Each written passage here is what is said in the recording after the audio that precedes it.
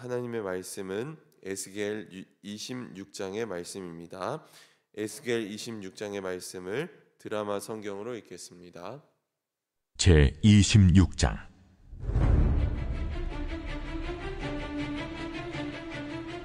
열한째 해 어느 달 초하루에 여호와의 말씀이 내게 임하여 이르시되, 인자야, 두로가 예루살렘에 관하여 이르기를 만민의 문이 깨져서 내게로 돌아왔도다.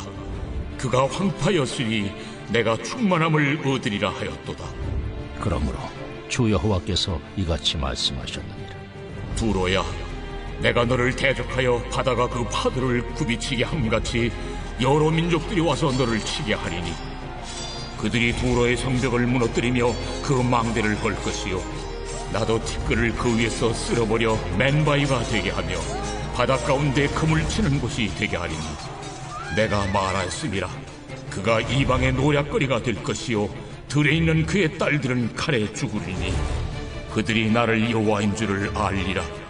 내가 왕들 중에 왕, 곧 바벨론의 느부갓네살 왕으로 하여금 북쪽에서 말과 병거와 기병과 군대와 백성의 큰 무리를 거느리고 와서 두로를 치게 할 때에 그가 들에 있는 너희 딸들을 칼로 죽이고 너를 치려고 사다리를 세우며 토성을 쌓으며 방패를 갖출 것이며 공성틀을 가지고 내 성을 치며 도끼로 망대를 찍을 것이며 말이 많음으로 그 티끌이 너를 갈 것이며 사람이 무너진 성 구멍으로 들어가는 것 같이 그가 내 성문으로 들어갈 때에 그 기병과 수레와 병거의 소리로 말미암아 내 성곽이 진동할 것이며 그가 그 말굽으로 내 모든 거리를 밟을 것이며 칼로 내 백성을 죽일 것이며 내 견고한 석상을 땅에 엎드러뜨릴 것이며 내 재물을 빼앗을 것이며 내가 무역하는 것을 노략할 것이며 내 성을 헐 것이며 내가 기뻐하는 집을 무너뜨릴 것이며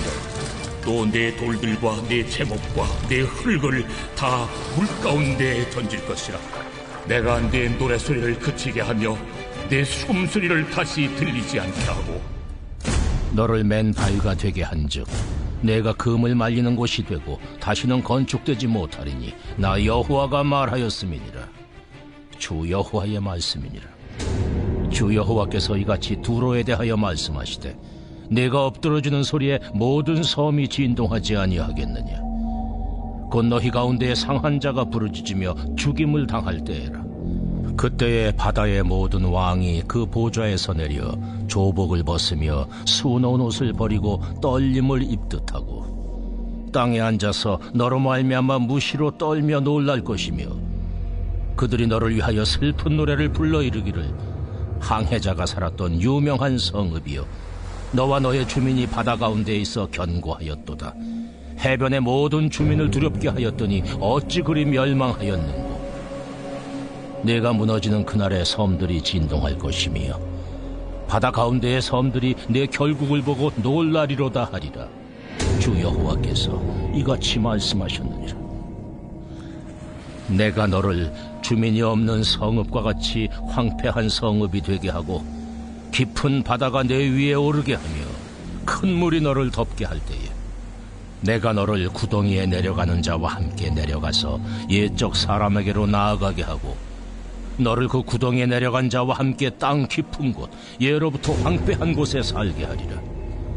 내가 다시는 사람이 거주하는 곳이 되지 못하리니 살아있는 자의 땅에서 영광을 얻지 못하리라. 내가 너를 패망하게 하여 다시 잊지 못하게 하리니 사람이 비록 너를 찾으나 다시는 영원히 만나지 못하리라. 주 여호와의 말씀이니라. 아멘. 참 좋으신 주님의 은총과 평화가 오늘도 여러분 가운데 함께 하시기를 간절히 소망합니다. 오늘은 나는 아무것도 아닙니다 라는 제목으로 말씀을 나누고자 합니다. 에스겔은 포로로 끌려간 바벨론 땅에서 하나님의 부르심을 받았습니다. 이사야나 예레미야가 유다 땅에 살면서 다가올 멸망을 예언했다면 에스겔은 포로 시기를 살면서 이스라엘 백성들의 허황된 기대를 깨트리는 과제를 수행하면서 더불어 하나님을 신뢰하고 산다면 결코 바벨론 땅에 포로로 끌려왔을지라도 끝이 아니라는 것을 강력하게 전했습니다. 에스겔서가 가지고 있는 특징이 하나 있다면 그것은 연대를 표시한다는 것입니다. 어떤 일이 일어났을 때 연대를 표시하는 것을 알 수 있습니다. 오늘 말씀 1절에도 연대가 표시되어 있습니다. 11째의 어느 달 초하루에 여호와의 말씀이 내게 임하여 이르시되 라고 이렇게 시작을 하는데, 여기서 말하는 11째 해의 기준은 여호야긴 왕이 바벨론으로 끌려간 해를 기준으로 제시됩니다. 이 끌려간 여호야긴이야말로 이스라엘 역사가 이어져 가고 있다는 점을 보여주고, 또 실제로 무너지지 않을 것 같았던 그 다윗의 후예가 포로로 끌려간 현실을 적나라하게 보여주고 있는 것입니다.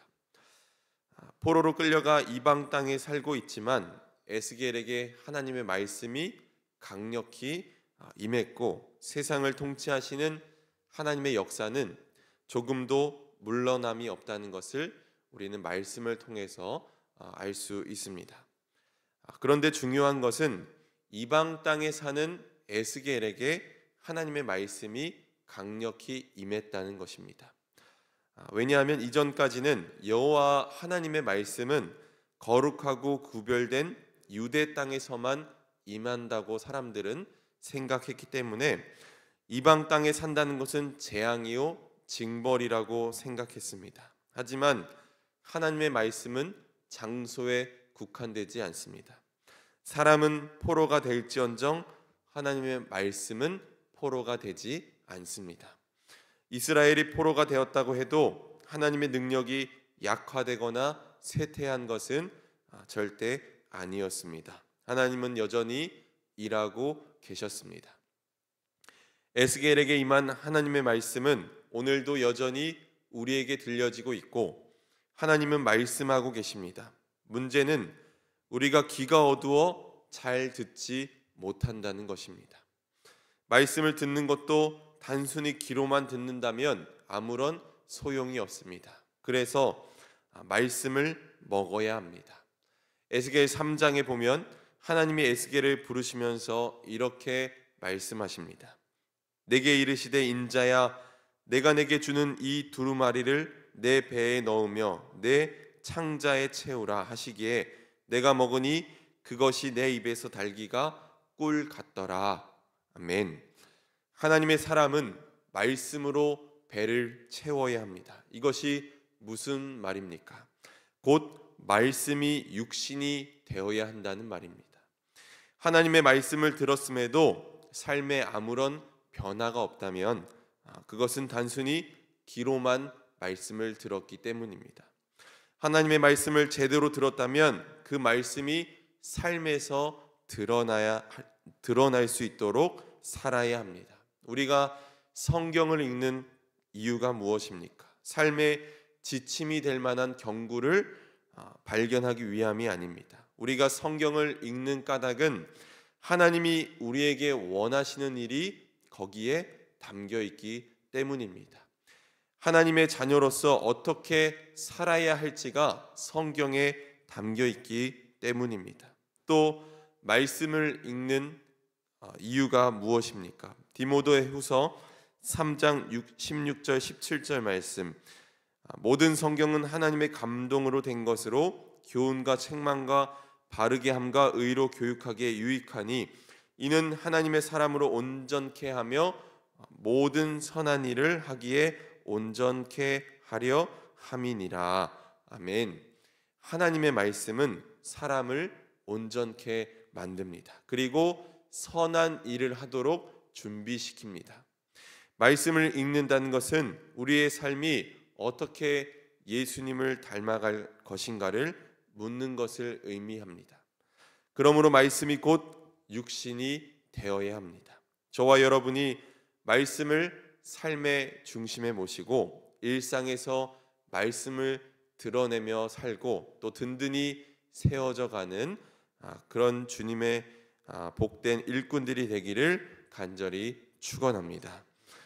오늘 말씀은 열방에 대한 말씀 중 특별히 두로에 대한 심판의 말씀입니다. 두로에 대한 심판의 말씀은 오늘 본문을 포함해서 3장에 걸쳐서 계속해서 이어집니다.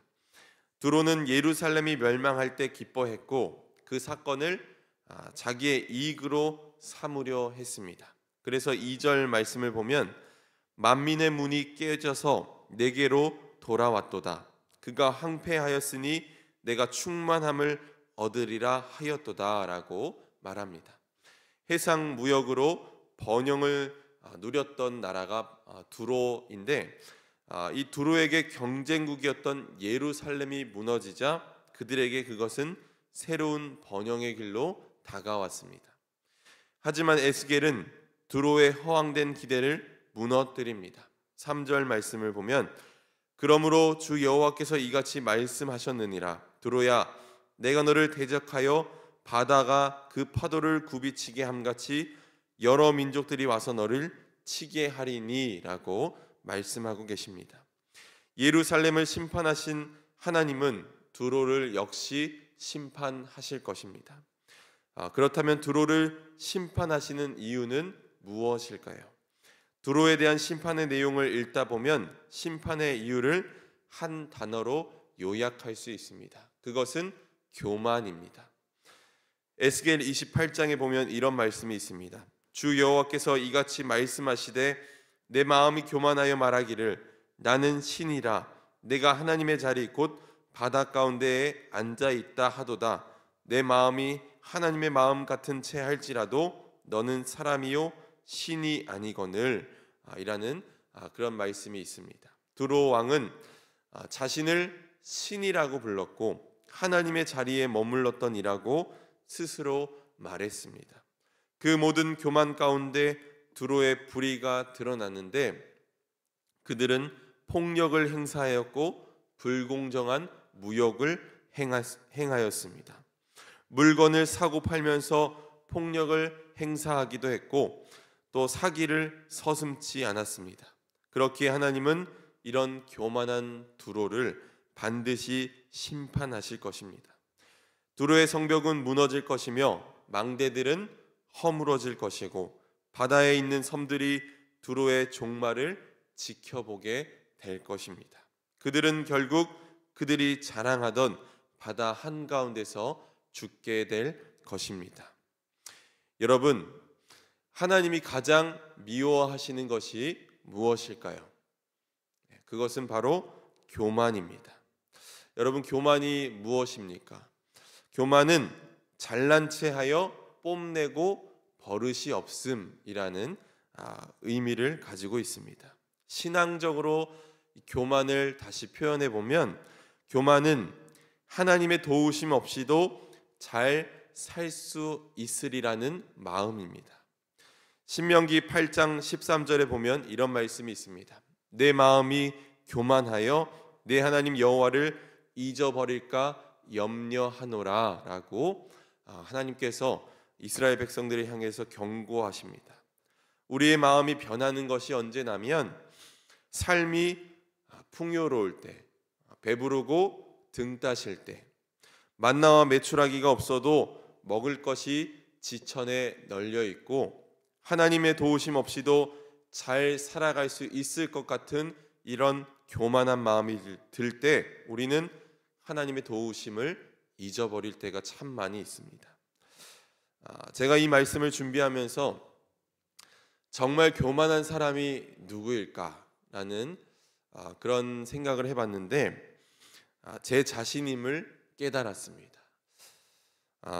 제가 굉장히 겸손해 보이지만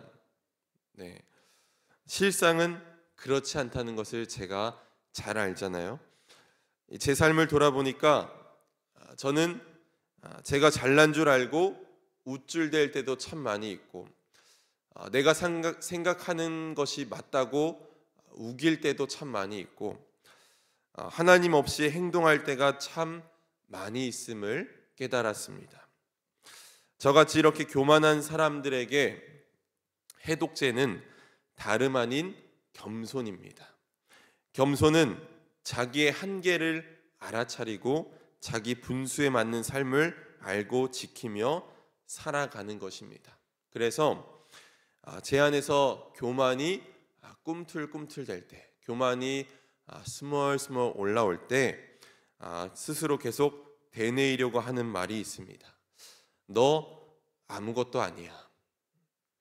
네가 한 거는 아무것도 없어. 모든 것은 하나님이 하셨어 라는 말을 제 스스로 되뇌일 때가 참 많이 있습니다. 혹시 여러분, 제가 분수를 모르고 교만하게 굴면 저에게 말씀해 주십시오. 박 목사, 당신 아무것도 아니야. 그리고 여러분도 혹 교만한 마음이 들 때 스스로 되뇌어 보시기 바랍니다. 나는 아무것도 아니다. 하나님 없이는 나는 아무것도 아니다 라고 여러분 스스로 되뇌어 보시기 바랍니다. 오늘 우리가 부른 찬송가 151장에 보면 이런 찬송 가사가 있습니다. 이 벌레 같은 날 위에 그 보혈 흘렸네. 예전에 저는 이 가사를 보면서 이렇게 생각을 했던 적이 있습니다. 너무 자기를 비하하는 거 아니야? 하나님이 우리를 하나님의 형상으로 만들었는데 벌레가 웬 말인가? 이런 생각을 했습니다. 그래서 이 찬송 가사가 마음에 안 들어서 부르지 않았습니다. 굉장히 교만하죠. 그런데 제가 정말 교만한 사람이고 아무것도 아닌 사람인 것을 깨닫고 나니까 이 찬송의 가사가 와닿기 시작하는 겁니다. 이 찬송가를 작사하신 분도 자기 수용의 과정을 겪고 나서 이런 표현을 썼겠구나라는 것이 생각이 되고 깨닫게 되었습니다. 결국 우리의 삶이 주님의 겸손함을 담기 위해서는 십자가를 기억해야 합니다. 빌립보서 2장에서 말씀하고 있는 것이 무엇입니까? 예수님이 근본으로는 하나님과 동등한 분이셨지만 그 동등함을 당연함으로 생각지 않으시고 자기를 비워서 종의 모습을 취하셨다는 것입니다. 남을 살리기 위해서 자기를 버리는 사랑이 곧 십자가입니다. 사랑하는 성도 여러분, 교만은 우리의 영혼을 납작하게 만듭니다. 교만으로 인해 남을 업신여기는 마음이 생기고 그 마음이 발전해서 폭력에까지 나아가게 만듭니다. 다른 이들의 고통과 아픔에 무감각하고 하나님을 잊고 살아가게 만듭니다. 앞서 우리가 말씀을 읽는 이유는 하나님이 원하시는 것이 말씀에 담겨 있기 때문이라고 말씀드렸습니다.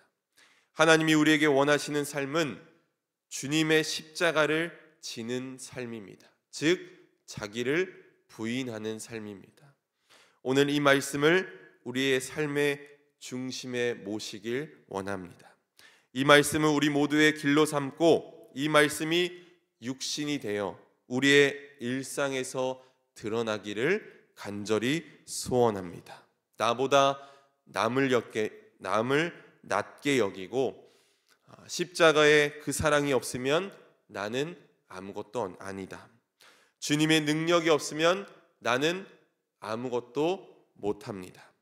주님께서 생명을 주시지 않으면 나는 한순간도 살아갈 수 없습니다 라고 고백하는 이 주님의 겸손함을 닮아가는 저와 여러분이 되기를 주님의 이름으로 간절히 축원합니다.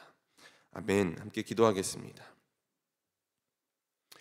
우리를 긍휼히 여기시는 주님, 그리스도 예수의 마음을 품고 주님의 그 겸손함을 닮아가는 저희들이 되게 하옵소서.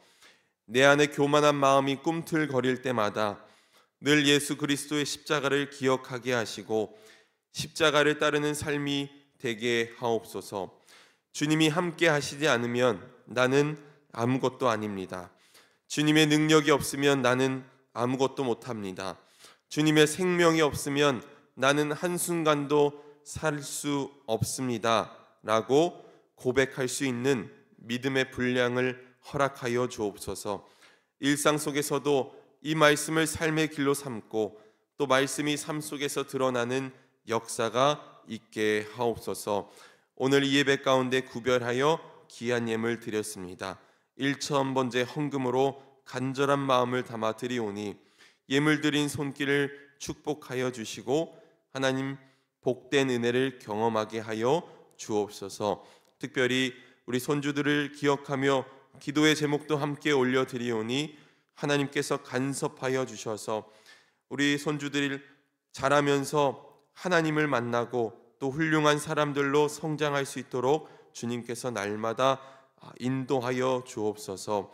하나님, 오늘도 주님의 긍휼을 구하며 기도합니다. 주님의 은혜를 간절히 사모하며 기도하는 모든 심령들을 긍휼로 보살펴 주시고 나보다 나를 더 잘 아시는 주님께서 육신의 아픔과 또 마음의 상처 그리고 어려운 상황에 놓여 있는 자들의 기도를 들어주시고 응답하여 주옵소서. 내가 기도하는 것보다 더 크고 놀라운 것으로 응답하시는 주님을 신뢰하며 모든 것을 주님께 맡겨드리게 하여 주옵소서. 예수 그리스도의 이름으로 기도드렸습니다. 아멘.